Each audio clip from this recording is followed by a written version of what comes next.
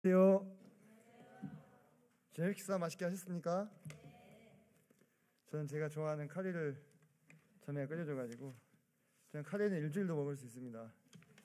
네, 제가 어렸을 때 어머니가 바쁘셔서 카레를 한 소스 끓여놓고 어디 많이 다니셔가지고 근데 제가 처음부터 좋아했어요.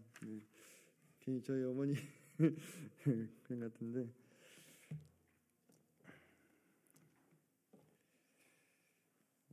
오늘은 그리스도인의 가치관 11과 영적 성숙과 가치관 부분을 들어가게 되겠습니다. 11과부터 16과까지는 실제 사례가 적용되는 부분들이죠. 영적 성숙, 자녀 교육, 배우자 선택, 직업, 교회 생활, 은사 활용, 이렇게 6개의 실제 사례에 적용할 수 있는 부분들 이제 더 구체적으로 들어가는 거잖아요. 앞서서 5과에 걸쳐서 스터디 케이스를 하고서 그 이야기는 성경 인물들의 이야기인데 우리의 실제 삶에서는 어떻게 적용을 할 수 있겠습니까? 이것을 전개를 하고 있는 것입니다. 11과 보시면 타이틀이 영적 성숙과 가치관 이렇게 얘기했습니다. 그렇다면 우리가 한번 생각을 해봐야 될 부분이 성숙이 뭐냐, 이걸 먼저 생각을 해봐야 되겠죠. 성숙, 영적 성숙과 가치관이라고 했으니까요. 가치관에 대해서는 이미 우리가 지난 10과를 통해서 충분히 살펴보았는데, 성숙이라는 것이 무엇이냐, 성숙, 이것을 먼저 명확하게 하는 것이 이번 과를 이해하는 데 있어서 키포인트가 되지 않겠는가 하는 생각이 듭니다. 제가 국어사전을 찾아보니까 성숙이라는 것은 몸과 마음이 자라서 어른스럽게 되는 것, 이것을 성숙이라고 하고요. 또 경험이나 습관이 쌓여서 익숙해진 것, 이런 것들을 성숙이라고 얘기를 하더라고요. 그러니까 우리가 성숙해졌다, IT를 벗고 무엇이 됐다는 겁니까? 어른이 되었다, 이런 뜻이죠. 또는 어떤 일에 있어서 참 성숙됐다, 그런 것은 경험이나 시간이 쌓여가지고 그 일을 자연스럽게 척척 해낼 수 있는 그런 상황을 우리가 성숙되었다, 이렇게 이야기를 할 수 있겠습니다. 그렇다면은 영적인 성숙이다. 영적인 성숙, 좀 더 이제 개념을 확대해 보죠. 이것은 무엇이겠습니까? 우리가 육신의 성숙은 눈으로 바로 확인할 수가 있죠. 예를 들면 어린아이가 키가 커서 자라서 성년이 된다거나, 또는 서툴렀던 일을 계속 반복해서 훈련을 하고 연습을 하다 보니까 능숙하게 해내고 어떤 상황에 대해서 대처하고, 이러한 경험이 쌓이는 것들이 눈으로 보여지잖아요. 이런 것들은 우리가 육신적인 성숙이라고 말할 수 있겠죠.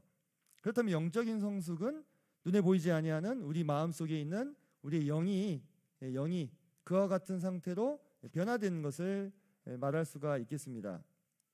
그렇다면 영적으로 성숙된 사람, 우리가 어떤 상태라고 말을 할 수가 있겠는가? 아까 제가 찾아보았던 그 국어사전의 정의에 참 잘 나와 있더라고요. 몸과 마음이 자라서 어른스럽게 되었다. 어른스럽지 못하는 것은 아이잖아요. 아이의 특징은 뭐냐면 이기적이에요. 자기 자신만을 알죠. 그죠? 그리고 자기 몸도 제대로 가눌 수가 없습니다. 어른들의 도움을 어떻게 해요? 항상 필요로 하죠. 자기가 자기 몸의 필요를 다 해결할 수 있을 때가 되면은 비로소 조금 더 자랐다, 이렇게 우리가 볼 수 있지 않습니까? 그러니까 다시 말해서 육신적으로도 우리가 성숙했다라고 정의 내릴 때 그런 뜻을 사용한다면 영적인 성숙도 어떻겠습니까? 한번 적용해 본다면 이제 자기에게 집중된 이기심을 내려놓고 다른 사람들을 바라보고 배려할 수 있는 마음 상태가 되었을 때 우리가 영적으로 성숙되었다라고 얘기할 수 있는 것이겠죠. 그죠? 영적으로 성숙되었다. 그러니까 나만 봐주세요. 나에게 집중해 주세요. 내게 관심을 가져주세요. 나를 위로해 주세요. 나를 도와주세요. 이 상황은 영적인 어떤 상태입니까? 어린아이의 상태죠. 성숙하지 못한 모습이겠죠. 그런데 이제 내 일을 돌아볼 뿐만 아니라 다른 사람들의 형편과 상황을 돌아볼 수 있는 여유와 안목과 관점이 생겼다 하면 영적으로 성숙됐다, 이렇게 얘기할 수 있습니다. 또 한 가지 어른의 특징은 뭐냐면 어른들은 책임을 집니다. 아이에게 책임을 지우나요? 그렇지 않죠. 아이가 어떤 물건을 깼어요. 그 배상을 누가 합니까? 부모님이 하잖아요. 그죠? 그 아이는 그것을 책임질 수 있는 능력이 아직 없는 것이죠. 그래서 아이는 미성숙한 존재이기 때문에 성숙한 어른이 대신해서 뭘 져줍니까? 책임을 져주는 겁니다. 그래서 여기 보다시피 몸과 마음이 자라서 어른스럽게 되었다라는 것은요, 책임지는 자세를 갖는 겁니다. 육신에서뿐만 아니라 영적으로도요. 책임지는 자세. 자꾸 남 탓하는 모습. 교회가 왜 이렇게 어렵냐? 교회가 왜 이렇게 안 돌아가냐? 누구누구 잘못 아니냐? 이건 어떤 모습입니까? 영적으로 미성숙한 모습이라고 볼 수 있습니다. 왜냐? 그것이 아이의 모습인 거예요. 명확합니다. 명쾌하지 않습니까? 예, 영적인 성숙은 어떤 모호하고 관념적인 개념이 아닙니다. 명확합니다. 이것도 볼 수 있습니다. 무엇이냐? 첫 번째로는 나 외에 다른 이들을 돌아볼 수 있는 이타심이 길러져 있느냐. 두 번째로는 우리 교회의 상태라든지 또는 성도들의 상태에 대해서 책임지는 마음을 가지느냐. 내 탓으로 돌리느냐. 내가 먼저, 성경 보면은 장로들이 그 이스라엘 지파에 큰일이 생기면 어떻게 합니까? 자기 옷을 찢고 죄를 무릅쓰고 하나님 앞에 엎드리잖아요. 그죠? 누가 잘못했어? 찾지 않습니다. 어떻게 합니까? 장로와 지도자들이 먼저 가서 엎드립니다. 몸을 찢고요, 옷을 찢고요. 그래서 장로고, 그래서 성숙한 자고, 그래서 지도자라고 불리우는 것이죠. 똑같은 이치죠. 영적인 성숙이다 했을 때는 이러한 모습들을 보였을 때에 성숙되었다, 이렇게 말할 수 있겠고요. 아까 두 번째 정의가 경험이나 습관을 쌓아 익숙해진다 라고 말씀을 드렸었죠. 익숙해지면 어떻습니까? 생산성이 올라가죠. 그죠? 생산성이 올라갑니다.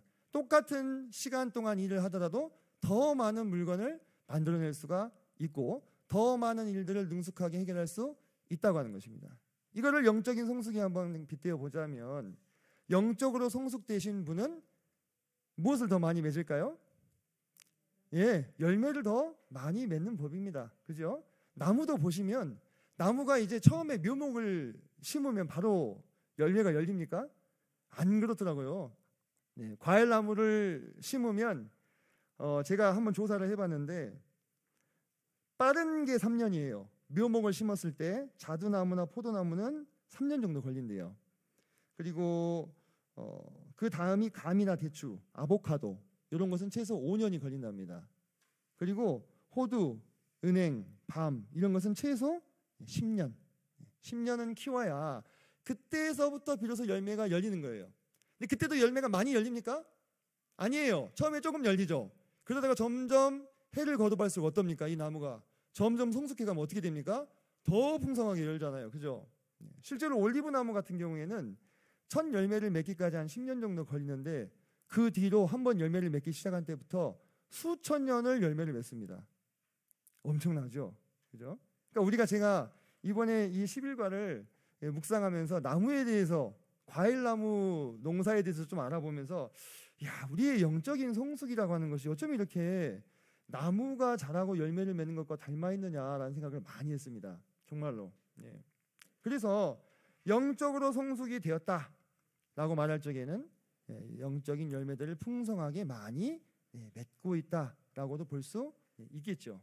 그래서 성도님들 지금 설명을 들으시면서 좀 느끼시겠지만은 이 영적인 성숙이라고 하는 것은 결코 영적으로 내가 거듭난 횟수와 정비례하지 않습니다.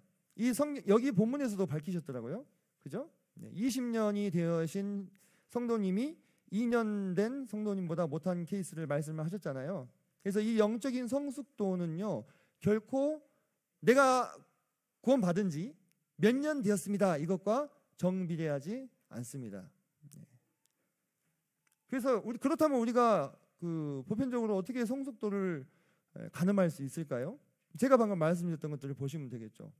타인을 돌아볼 수 있느냐, 책임지는 자세를 가졌느냐, 영적인 열매를 많이 맺고 계시느냐, 이런 것들을 통해서 다른 분 말고 나의 영적인 성숙도를 가늠해 볼 수 있다고 하는 것이죠. 자, 그렇다면 우리가 성숙에 대해서 어느 정도 이해가 된 상태에서 가치관을 붙여보겠습니다. 영적 성숙과 가치관. 영적 성숙과 가치관. 자, 방금 성숙에 대해서 제가 설명을 드렸는데요. 가치관은 무엇이 귀하고 무엇이 천하냐라는 것이었잖아요. 그렇다면 무엇이 귀하고 무엇이 천하냐라고 바라보는 관점과 영적인 성숙은 어떻게 연관이 되어 있는가? 오늘 제가 두 번째 질문에서도 한번 그런 질문 드렸었는데, 우리가 거듭나고 나면은 우리 안에 새로운 생명이 탄생하게 됩니다. 그래서 성도의 마음속에는 두 본성이 있다는 설명을 많이 들으셨을 것입니다. 그래서 한쪽은 우리가 흰개 검은개 비유도 많이 들으셨을 것이고요. 아담 생명과 새로운 생명, 새로운 피조물에 대한 설명도 많이 들으셨을 겁니다. 그래서 주로 무엇을 더 많이 먹여야 된다고 들으셨어요? 하얀 개를 많이 먹이면 하얀 개가 이렇게 힘이 세져가지고 검은 개를 누른다고 이렇게 설명을 들으셨잖아요. 네, 같은 것 같습니다. 그런데 우리가 어떻게 하면 하얀 개를 많이 먹일 수 있겠습니까? 하얀 개가 더 귀한 개라고 볼 수 있는 눈이 있어야 되는 거예요. 그걸 뭐라고 부릅니까? 우리가 가치관이라고 부르잖아요. 그죠? 그래서 가치관이 제대로 정립되어 있지 않으면 당연히 하얀 개를 먹이지 않게 되는 것이고요. 그럼 당연히 하얀 개는 약해지는 것이고 당연히 영적인 성숙도 더뎌지는 것입니다. 너무나 자연스러운 일이시죠. 그래서 여기서도 저자께서 그렇게 얘기하셨죠. 영적인 가치관이 없이는 영적인 성숙을 이루는 경우를 보지를 못했다. 네, 상당히 단정적으로 탁 잘라가지고 명쾌하게 설명을 하십니다. 그죠? 네, 저는 우리 이 저자의 식견이 일리가 있다고 생각합니다. 그렇지 않겠습니까? 우리가 귀하다고 여기는 거, 가치 있다고 여기는 것에 매진하기 마련이죠. 사람은 내가 이것이 정말 가치 없고 쓸모 없어라고 생각하면서 그것을 계속 하고 있는 바보는 없겠잖아요. 그죠? 그런데 우리가 거듭난 이후에 우리 안에 영적인 것들을 가치 있게 바라볼 수 있는 눈이 생겼는데 그 눈이 계속 강화되지 못하고 계속해서 세상적인 것으로 눈이 돌아갈 때 어떻게 되는 거예요? 영적인 성숙을 이루는 시기가 그만큼 더 뒤로 밀리게 되는 것이다, 이 말입니다. 제가 나무 농사 짓는 거를 좀 유심히 살펴봤다고 그랬잖아요. 근데 참 신기하더라고요. 이게 나무가 심어 놓는다고 바로 열매를 맺는 게 아니라고 했잖아요. 3년, 5년, 10년이 걸리는데 그 세월 동안도요, 그냥 가만 놔둔다고 열매가 열리는 게 아니에요. 우리가 단순한 식물 하나만 키워보셔도 가지치기를 해주시잖아요. 그죠? 가지치기를 하시는데 이 나무가 가지가 이렇게 위로 뻗습니다. 근데 가지가요, 하늘만 봐도 문제래요. 하늘만 보면은 계속 위로 뻗기만 한답니다. 열매를 못 맺어요. 어떻게 해야 되냐면 가지를 이렇게 숙여줘야 된대요. 그래야 여기서 열매가 나온다는 거예요. 제가 너무 신기했어요. 어쩜 하나님이 이렇게 자연에도 이렇게 교훈을 심어 놓으셨냐. 우리 주님과 하나님과 교제하시고 세상으로 오셨잖아요. 그죠? 하나님과 교제하셔서 양분을 받고 세상에 오셔서 열매를 맺고, 이 이치가 자연에도 그대로 있더라고요. 그래서 농부들이 이렇게 뻗는 가지를요, 이렇게 조금 숙여준대요. 이것도 너무 숙여버리면 안 된대요. 이게 말라버린답니다. 죽어버린대요. 그래서 살짝 숙이면 여기서 이게 열매가 열리면은 더 밑으로 당길 거 아니겠어요? 무게가. 그러면 이제 더 많이 열린대요. 그 가지에서. 신기하죠? 열매도 맺어본 사람이 어때요? 더 맺는 거예요. 영적인 열매도 맺어본 사람이, 성숙되어 본 사람이 그 맛을 아시는 것입니다. 그래서 더 맺고 싶은 거예요. 아니, 내가 주님께 순종했더니 이런 열매가, 이런 기쁨이 더 맺어야지. 그게 나무에다 비결이 있어요. 그리고 나무가 열매를 맺으려고 하면은 그렇게 기가 막히게 가로막는 것들이 있어요. 병충해. 그리고 각종 질병들, 나무도 병이 걸리더라고요. 그거를 농부가 끊임없이 제거해주고 영양분을 넣어주고 그러면서 관리를 해야만 얘가 잘 자라서 열매 맺는 나무가 된대요. 그렇게 관리를 안 해주면요, 10년 키워놓고도 잘라야 되는 경우도 있답니다. 열매를 못 맺어서. 참 기가 막히죠. 그래서 제가 그거를 이렇게 한참 묵상하다가 우리 아들을 봤어요. 우리 효원이 이제 10년 키웠는데 아직은 한참 이게 따듬어줘야 되는 그런 시기인 거라요. 그래서 얘가 이렇게 미성숙하고 어리석은 듯한 모습을 보이는 것도 아직 열매를 맺을 만큼 자라지 않은 거야, 이 생각이 들었어요. 그리고 나는 거듭나는데 왜 생활이 변화가 없지? 고민하신 분들 계시죠? 제가 해결이 됐어요. 거듭났으면 뭡니까 지금? 묘목을 갖다 심은 거예요. 묘목 심자마자 하루 만에 열매 맺기를 바라는 농부가 있습니까? 없잖아요. 그죠? 묘목을 심자마자 하루 만에 열매 맺기를 바라는 농부가 있습니까? 없잖아요. 근데 우리는 거듭난 2세대, 3세대에게 그 다음 날부터 변화되기를 기대하는, 부모님의 마음은 이해하지만은 마치 그런 모습이더라는 거예요. 물론 변화가 있죠. 마음 가운데 변화가 있습니다. 그리고 행동으로 조금씩 나옵니다. 하지만 뭡니까? 성숙된 모습을 기대하려면 기다려야 되는 것입니다. 성숙된 모습과 열매 하나 조그만 거 못 먹는 떡더름한 그 사과 하나 여는 거하고는 어때요? 많이 다르잖아요. 그죠? 우리는 성숙한 사과를 원하는 것이죠.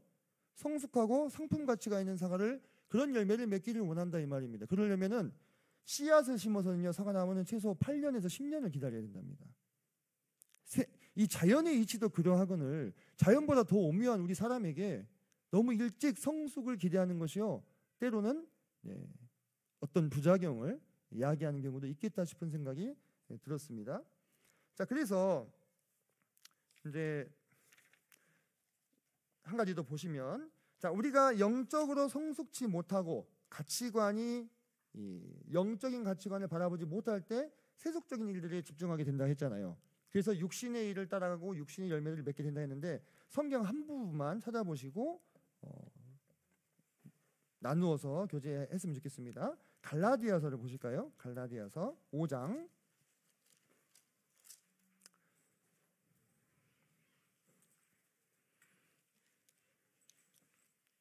잘 아시는 부분일 텐데요.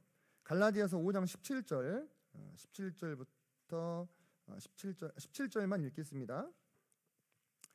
같이 읽었으면 좋겠습니다. 시작. 육체의 소욕은 성령을 거스르고 성령은 육체를 거스르나니 이 둘이 서로 대적함으로 너희가 원하는 것을 하지 못하게 하려 함이니라 라고 하면서 19절에 보니까 육체의 일이 나오고, 그 다음에 22절에 보니까 성령의 열매가 나옵니다. 그죠? 네. 자, 그렇다면은 제가 그런 질문을 드렸어요. 육체의 소욕과 성령의 소욕이 무엇입니까? 네, 그렇게 말씀을 드렸는데요. 육체의 소욕은 여기서 보이는 19절에 육체의 열매를 맺고자 하는 본능이 육체의 소욕이겠죠. 그죠? 성령의 소욕은 22절에 나오는 성령의 열매를 맺고자 하는 본능, 사과나무가 사과를 맺고자 하는 본능, 배나무가 배를 맺고자 하는 본능처럼 성령의 소욕은 성령의 열매를 맺고자 하는 그 본능, 그리고 육체의 소욕은 육체의 열매를 맺고자 하는 그 본능인 것입니다. 이 두 가지가 우리 안에 공존하는 것들을 아마 성도님들께서도 매일매일 경험하실 것입니다. 어떨 때는 내 입에서 찬송가가 나오고 감사가 터져나오고 기쁨이 넘치다가도, 또 어떨 때는 욕설이 튀어나오기도 하고, 그죠? 우리 마음가운데 아주 악한 생각이 떠오르기도 하고요. 어떻게 이 한 입에서 단물과 쓴물을 내는지, 그런 나의 자신의 모습을 보면서 때로 좌절하기도 하고 회개하기도 하고, 그런 시절을 우리가 많이 겪었지 않습니까? 근데 여기 보니까 오늘 이 과를 보니까 우리가 영적인 가치관이 바로 섰을 때 영적으로 성숙하게 되고, 영적으로 성숙한 사람은 영적인 열매를 많이 맺게 되는 원리를 들으셨죠? 그래서 우리 안에 그렇다면 어떻게 영적인 가치관을 계속 견지할 수 있겠느냐는 각 모둠에서 모둠이나 각 조별로 풍성하게 교제를 하시면 좋을 것 같습니다. 그래서 여기 지금 방금 읽어보셨던 갈라디아서 5장 19절에서 이어지는 내용과 22절에서 이어지는 이 내용, 육체의 일과 성령의 열매 너무 대조되잖아요. 너무 대조돼. 어떻게 접점을 찾을 수가 없는 이 정말로 대조되는 이 두 가지 종류의 열매 중에서 나는 과연 무엇을 맺을 것인가? 그것을 결정하는 것이 무엇이다고요? 영적인 성숙도. 그럼 내가 어떻게 영적인 성숙을 할 수 있다고요? 영적인 가치관을 견지할 때, 지향할 때 그렇게 할 수 있다라는 이야기로 보여집니다. 그럼 여기까지 마무리하시고요. 각 조별로 나눠서 교제하시겠습니다. 감사합니다.